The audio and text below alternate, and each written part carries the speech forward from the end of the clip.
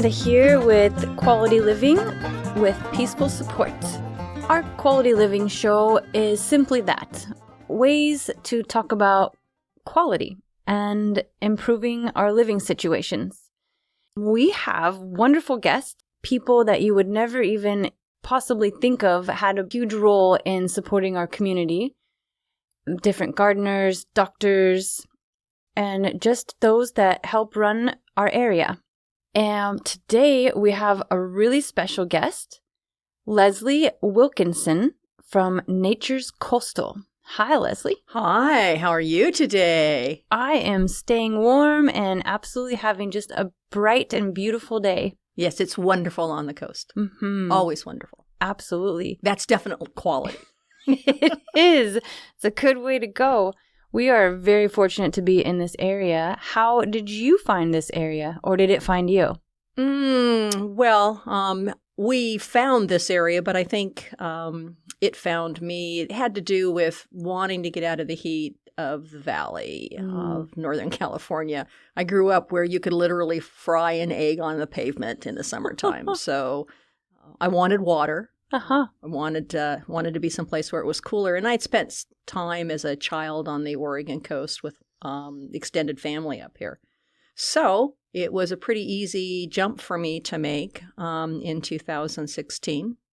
And my husband and I sold our home and took on a remodel here and moved up. Wow. And here you are. And here I am, a volunteer, a community volunteer. That is, so many people forget about the volunteers and how much work. They hear volunteer, they hear nonprofit, and some reason, from my experience, all they think of is free. Oh, these people want it free. Oh, these people, this, that. And it's really interesting, the stigma that's sent with volunteers or with nonprofits. And it's the exact opposite. It is so much work. It is so much heart and soul. It's definite work.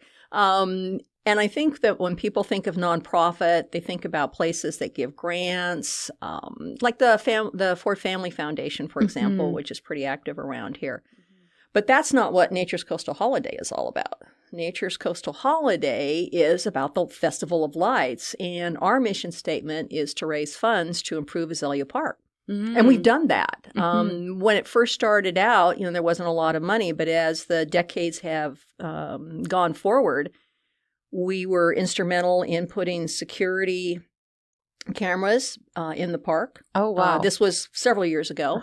We were instrumental in getting lighting in the parking lots. That was because they were dark. Right. And when I moved up, I have to say that I was pretty appalled when I drove up to the North Bank parking lot and it was dirt and potholes and it was raining. And I'm like, how in the world can you have a light festival and invite people if they can't find a place to park that's decent? Wow. And when was that? That was 2017. Okay. And being a doer, I said, hey, guys, let's do a raffle, raise money, help the city get a nest egg to go out and get Oregon Parks funds to pave the parking lot. And so we did a raffle. We had donations, obviously, from people that attended the show. And we wrote a check just as COVID was hitting for $50,000. We'd raised $50,000. And the parking lot happened. And now it's a asphalt parking lot where you can see and not feel like you're going to fall. And right. It is lit and it's safe. And then this year, we scaled back a little bit, obviously, with COVID, did downtown. Then we got back into the park and raised some more money. And this year we gave the city $30,000 to help with the Kids Town rebuild.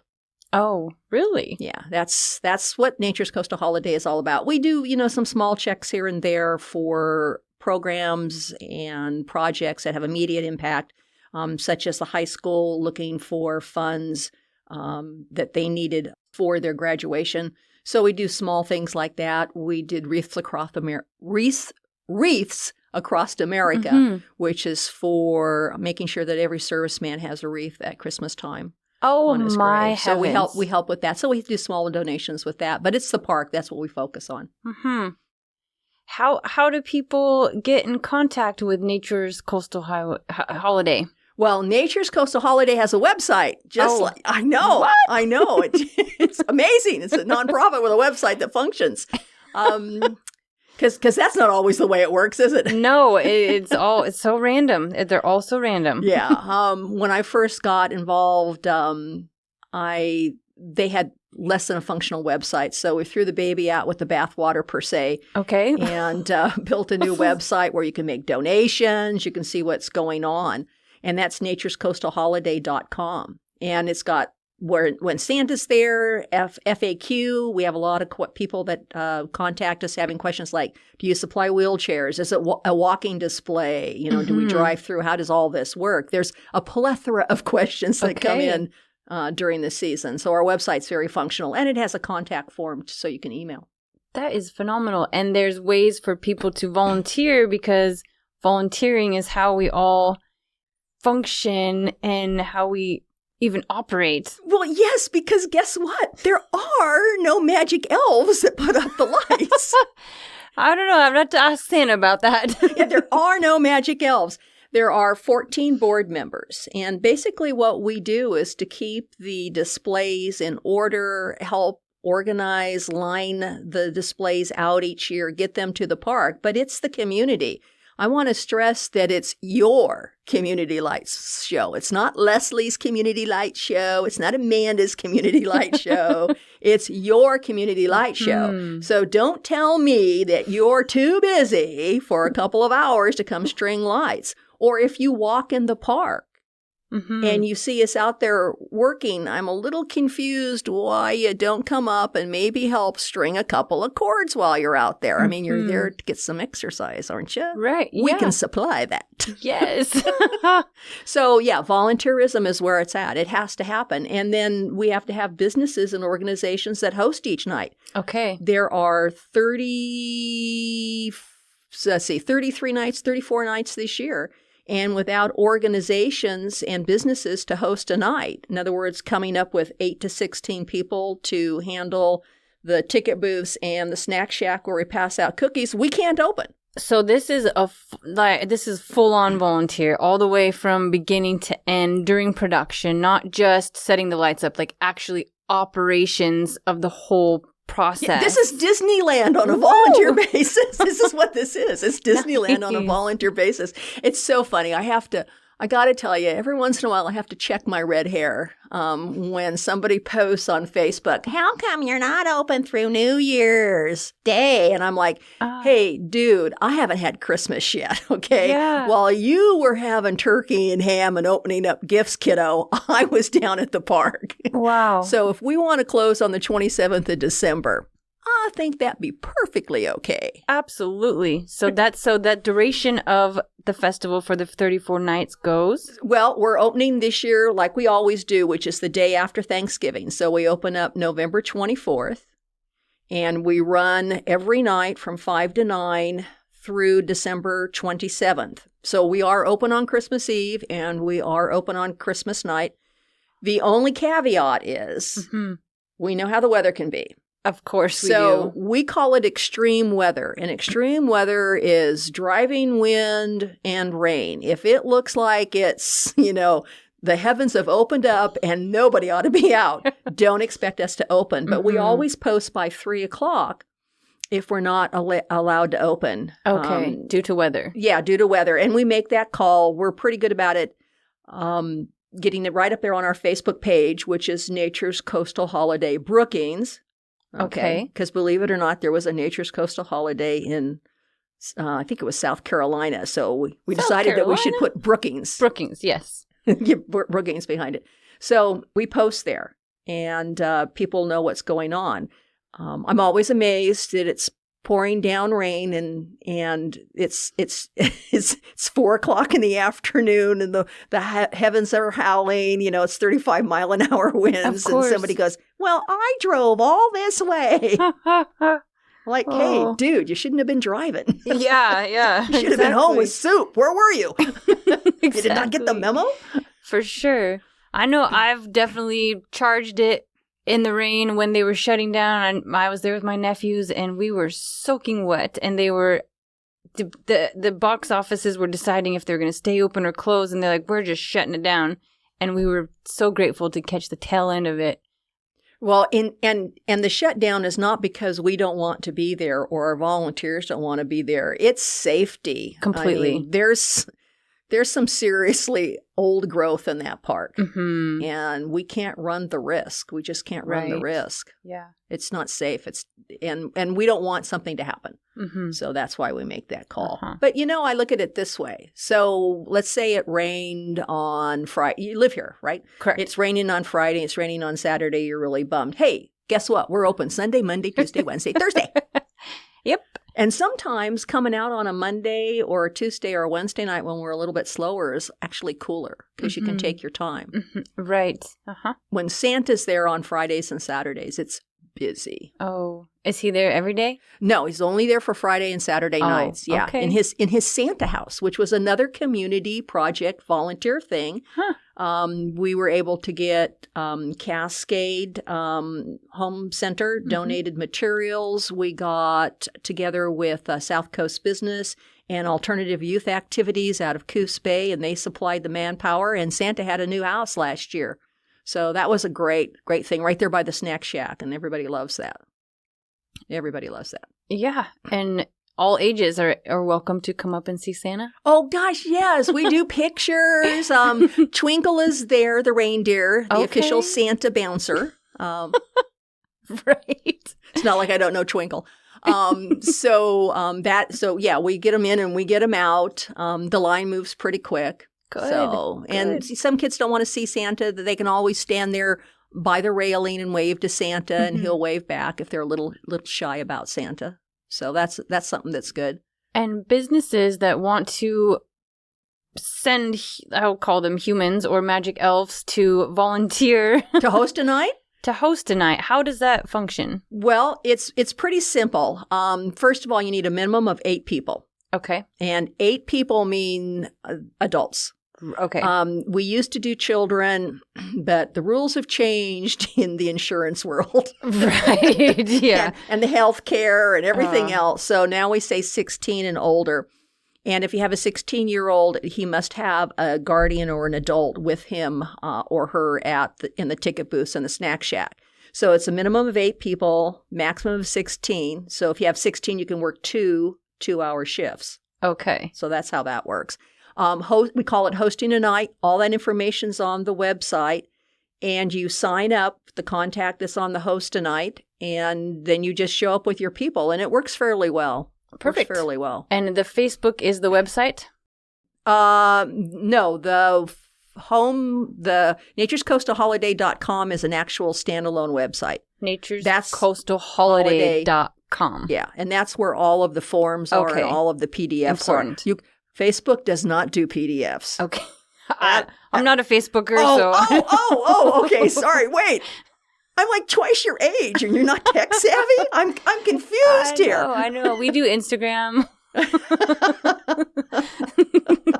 Well, Facebook and Instagram, it just slops over now. They do. It just slops over. Jumbled. So Facebook does not like PDFs, but all of the forms are there on the website, and they can contact us through an email there. And I think that we have there's like 12 nights that are still open, so there's plenty of opportunity. Good. Listeners, we have opportunities. Yes, I know we love opportunities. Yes, opportunities. Definite opportunities. Good. How about we hear that possibly PBS is filming? Oh, yes. I got busy. So I like to promote, and I was involved with the Azalea Festival this last year, and I got promoting pretty good on Facebook and the website for the Azalea Festival. And Keegan from As We Are picked it up about the Azalea Festival, contacted me. I worked as his field editor, put some interviews together, and they came over and interviewed for the Azalea Festival. Not missing an opportunity. Right.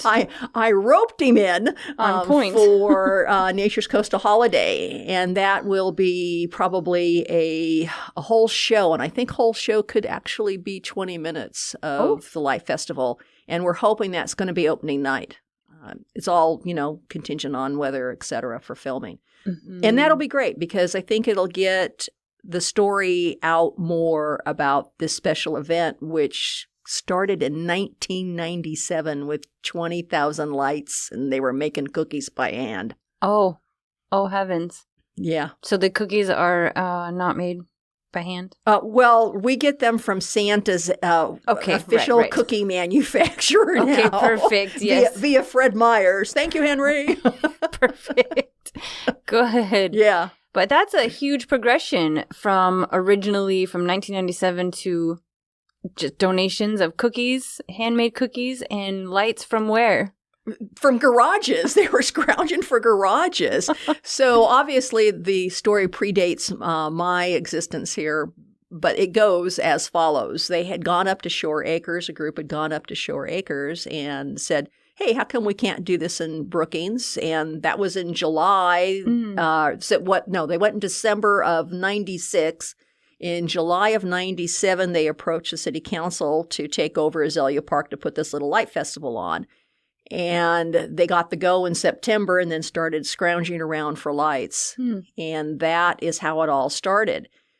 There were very few, displays because it was just in its infancy.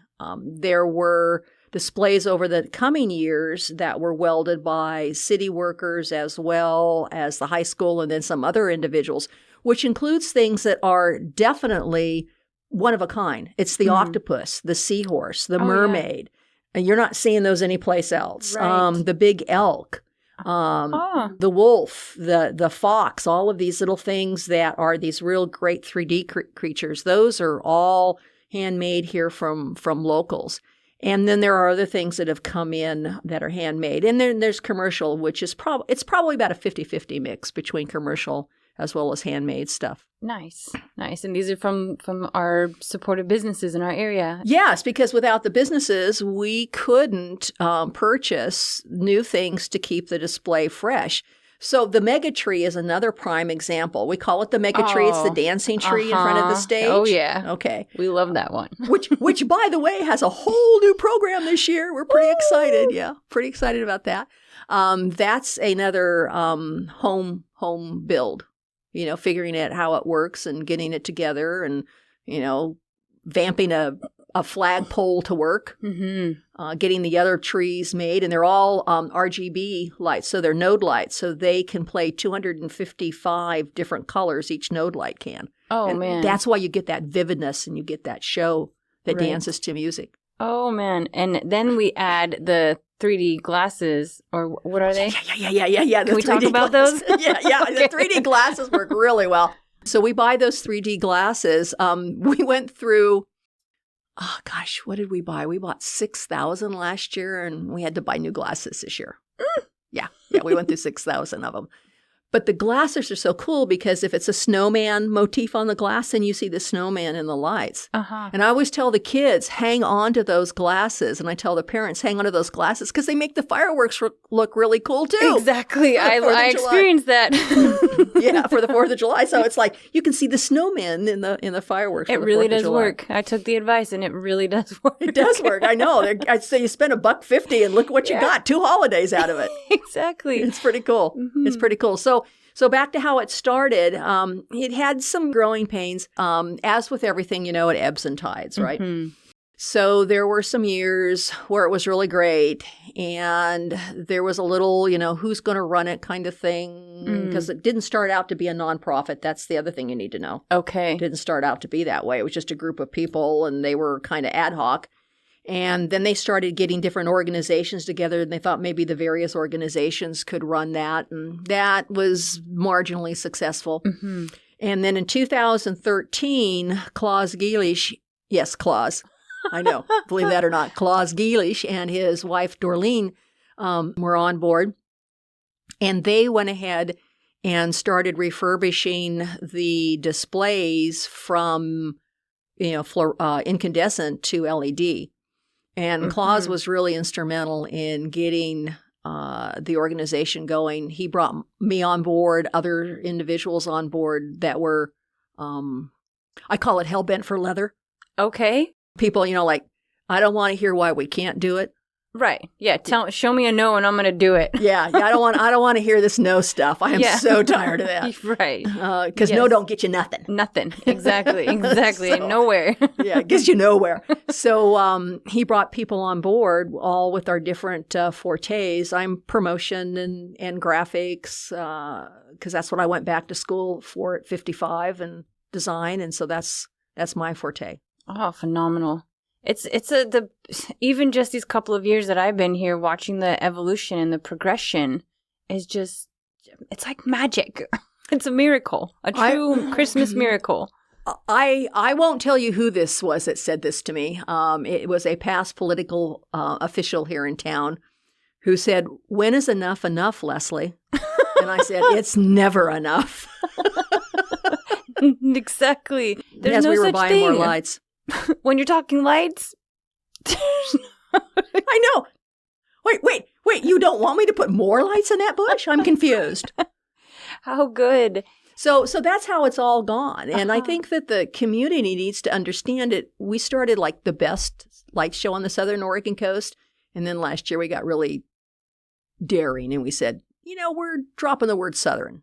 Mm. So now we're the best light show on the Oregon coast. Oh, my. And after this year, we're going to drop coast. Mm-hmm. So we're going to be the best light show in Oregon. Well, with 3 million lights or more. Yeah, well, and the fact we hear people coming from Portland and other places saying, "You guys rock. This is totally great." It is. People purposely come all the way here just to do it. 24,000 people saw the show last year. 24,000. That's phenomenal. Mm-hmm. That's phenomenal. I can remember not this year, but the year before, or not last year, but the year before that, in the snack shack handing out cookies, and there were so many people in the park, I could not see the lights from the inside of the snack shack. All I could see were people. We need more lights. Yeah. We need more lights if you can't see the lights from the people. So yeah, that's a big deal. So it's really grown, and I think that the community needs to put some pride in that. They do, and being a sponsor is one a special way to do that. Yeah. Money's good, mm-hmm. But coming out and helping. So Community Volunteer Day is October 28th. October 28th. Yep, and I'm the one that's looking at the weather all the time, and it looks like October 28th is going to be a great day. So it's 9:00 until 1:00, and we meet at the Kids Town parking lot. There's no special skills and no ladders. Oh wow, that's safety first. Yeah, no ladder. Well, I'm not getting this 70-year-old body up a ladder. I can tell you that right now. Not happening. So yeah, you just come out, and it's a great fun thing. I know for a fact that there are people that have met friends that, people that they've become friends with. Mm-hmm. They came here, they didn't know anybody, and now, they've got a network of friends because they met stringing lights in the park. Oh, brings me to a question that we have here on the show. How would you say quality, what is quality to you? Quality to me is doing. Mm-hmm. Yeah, quality to me is doing. People say, "Do you ever sleep?" And I'll say, "Well, yeah, I sleep, but I'm not sitting in front of the TV or fiddling around with my cell phone much." Exactly. Right. I don't find electronics necessarily, sitting in front of the TV or fiddling with my cell phone, quality for me. Mm-hmm. I'm an artist, so I'm creative. I didn't start out to be that way, but I'm a creative person, and creativity also releases an endorphin. Oh. A happy endorphin. I mean, it's a medical fact. Yes. Yeah, creativity releases endorphins, and it makes you feel better. So getting out and putting lights in a bush, I know it sounds really silly, but that's creativity. Oh, it is. It is, especially when the sun sets and you got to plug them in and you get to stand back and look at the painting that you've created. Well, I know, again, for a fact, that families will come out and decorate a certain couple of bushes on our Community Volunteer Day. And I've heard them in the park say, those are the bushes that we decorated. Look how good they look. Oh. So I know that's Memorable. positive thing. Yeah. And that's quality. And that's quality. It is. Getting out and doing. That's quality. Well, we are so grateful that this is here in in the Azalea Park for everybody to participate with in one way or another. And at the website of naturescoastalholiday.com. Perfect. This is something that everybody can look forward to. Do you think they'll keep doing this for many years to come, or? It's up to the community. Mm-hmm. I don't get to call that ball. Okay. The community calls the ball. Mm-hmm. It doesn't take long to figure out if we're dealing now with a fourth generation that's coming through. Mm-hmm. You know, after 26 years, we're dealing with fourth generation. I mean, granted, they're infancy, but we're dealing with fourth generation. Some of you, second and third generations need to dust your butt off and get out and help. Because us 70-year-olds who don't climb ladders and who are now nursing a bad knee. And have energy and physique of a 25-year-old. Yeah, well, we have a mind of a 25-year-old, okay? We don't have the body. Okay. We'll be more than happy to teach you. Right. And they can come out and do it because it's really going to be the community's decision. It's not anybody else's. Right. It's not anybody else's. Very well. That's involvement and activity and taking action and doing our part really is so important for evolution or the existence of things, keeping it operating. And I think that there's a little bit more to this that needs to be told too. And I'll try to do it without tearing up because every time I tell the story, I tear up. You have no idea who you are affecting by stringing lights. You just don't have any idea. So there's this lady in a wheelchair a couple years ago with her husband, and he's struggling, trying to get a selfie, in the camera with the cell phone. And I happened to be out in front of the snack shack. So I came over to talk to him, and I said, "Do you need me to take your picture?" Uh-huh. "Oh, yeah, please take your picture, our picture." So I get them lined up, and I take the picture for him. And she says to me, this coming to the Life Festival was on my bucket list, is on my bucket list. It doesn't take long to figure out that the bucket list has a terminal sound to it. Uh-huh. Uh-huh. Okay. So that probably was her last Christmas with her husband. Oh. And she was in her early 50s. Oh.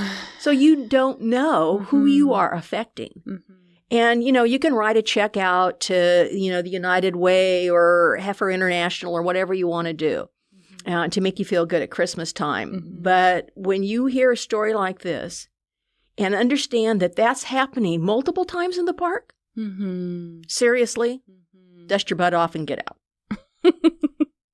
Good.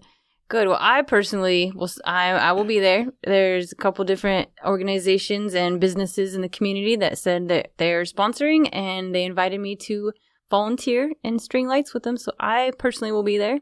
Yeah, and there's no rhyme or reason. I don't know if you know this, but we don't, some of the sections we do have where we want certain colors because we're doing something. Okay.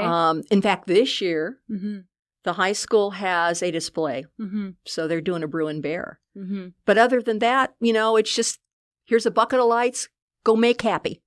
Color it. Color it. Okay. And it's okay to color outside the lines. Yes. Thank you so much, Leslie. That's all we have today with Quality Living. Well, thank you. And we'll see you guys in the park. See you in the park. Okay. Thank you. Thank you.